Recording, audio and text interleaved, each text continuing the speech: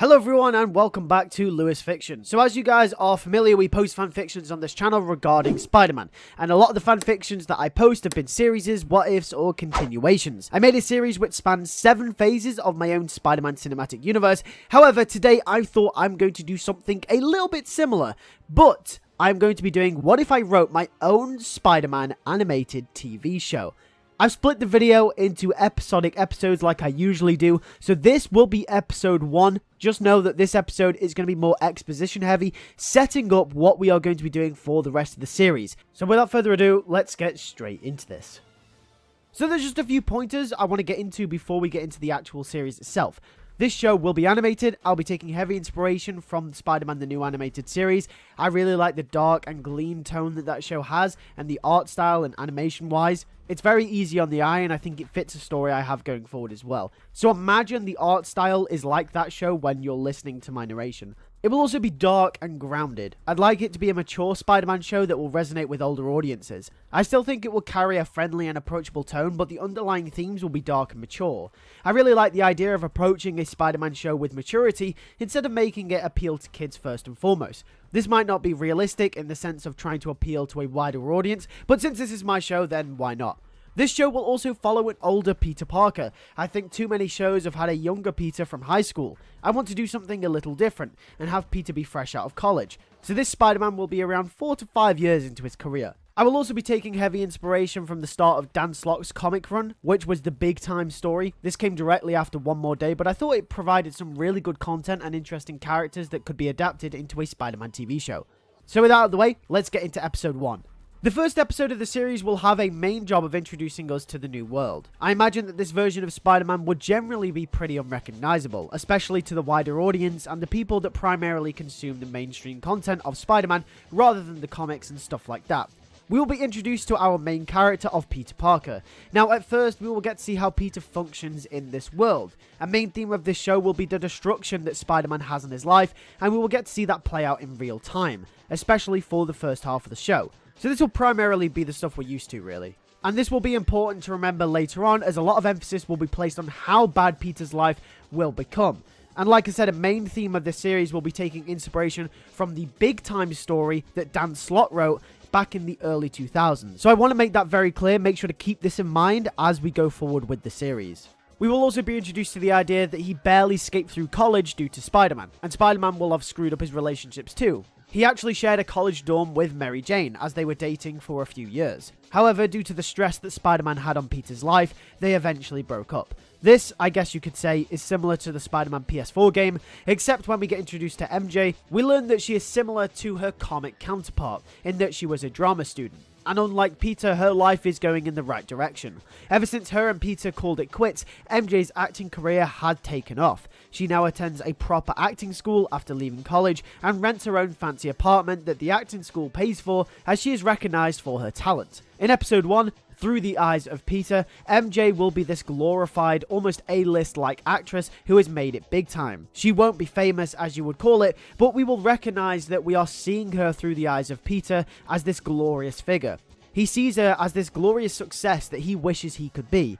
Not just through this episode, but through the entire series, MJ will be everywhere, almost haunting Peter's life. She will be on billboards, signs, adverts, everywhere.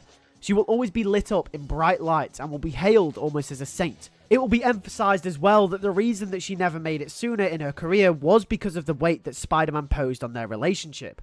We will never actually see them really interact in this entire series, but their relationship is a staple of what puts Peter Parker in the position that he's in. And through that, we'll be able to grasp what their relationship would have been like. Peter will be renting his own apartment when we meet him, and he'll be working at a place called the 4-Star Diner. Unfortunately, due to Spider-Man once again, the 4-Star Diner end up firing him in this opening episode, because Peter will be taking out thugs, stopping crimes as Spider-Man, etc. This leads to Peter not being able to pay his bills in the already bad apartment that he rents. And since he's already overdue, once the landlord figures out that Peter is in fact out of a job, he will also give him his eviction notice, meaning that Peter has to find another place to stay. Peter looks around but can't find anywhere where he can stay, so he ends up moving back in with Aunt May. This is where we are introduced to the Aunt May in this universe. She will be the Aunt May that we all know and love from the comics, however, there will be a slight twist to her character in this series.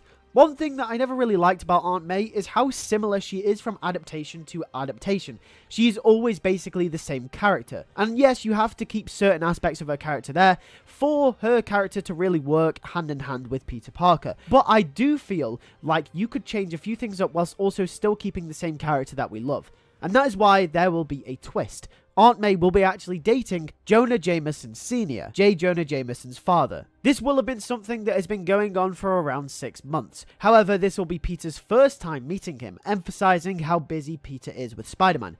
JJ Sr. will be a kind-hearted man, and I think it would be nice to have May date someone and really add an extra stake for Peter. It is going to be really emphasized in this episode that JJ Sr. really looks out for May. He empathizes with May and sympathizes with what she's had to go through in her life. For Jameson Sr., it will be made clear that Aunt May is number one. However, for Peter, he feels guilty about moving back in with Aunt May, and it's the last place that he'd want to stay. Not only because he's older, but because May has her own place with JJ Sr., who has sold his home to move in with May. May will be inviting to Peter. We will get acquainted with both of them, fleshing out how their relationship is with each other in this universe. Peter is fond of JJ Sr., who is a lot quieter and friendlier than his son, or at least that's how he seems at first. May will be preparing dinner, and just as she was about to serve, we get a news report that a crime is going down, so Peter has to leave.